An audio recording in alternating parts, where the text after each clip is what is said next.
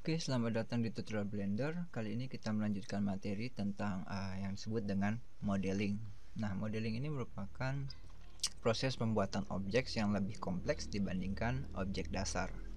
Untuk mencapai mode modeling, kita bisa mengklik tab ini atau menekan tombol tab di keyboard. Oke, modeling. Nah, untuk modeling ada beberapa hal yang perlu diketahui. Contohnya kubus ini ya, kita perlu tahu struktur dasarnya. Nah, struktur dasar yang pertama ada yang disebut dengan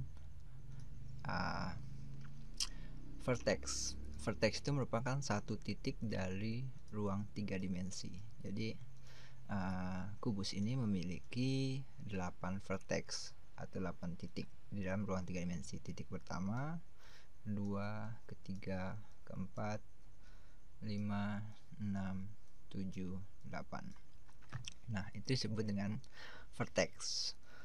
Nah, vertex ini kita bisa, untuk memilih vertex kita bisa memakai icon yang ini. Oke.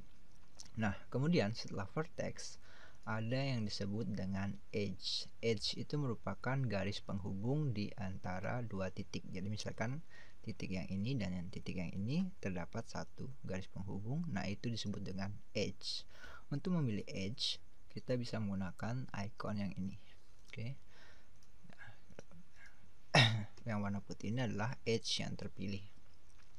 Jika ingin memilih lebih dari satu edge, kita tinggal menekan tombol shift lalu memilih edge yang lainnya.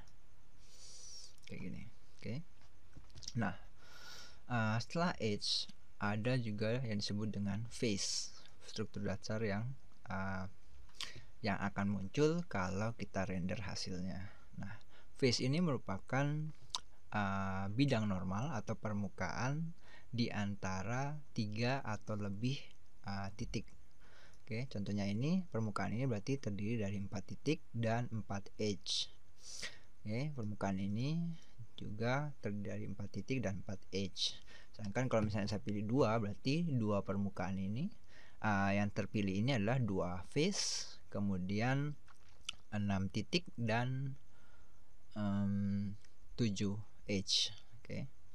Nah, itu struktur dasar dari bangun 3 dimensi. Nah, struktur dasar dari bangun 3 dimensi ini kita bisa rubah-rubah sesuai dengan sama dengan objek mode. Jadi kita bisa geser pakai menggunakan tools yang ini atau G shortcutnya.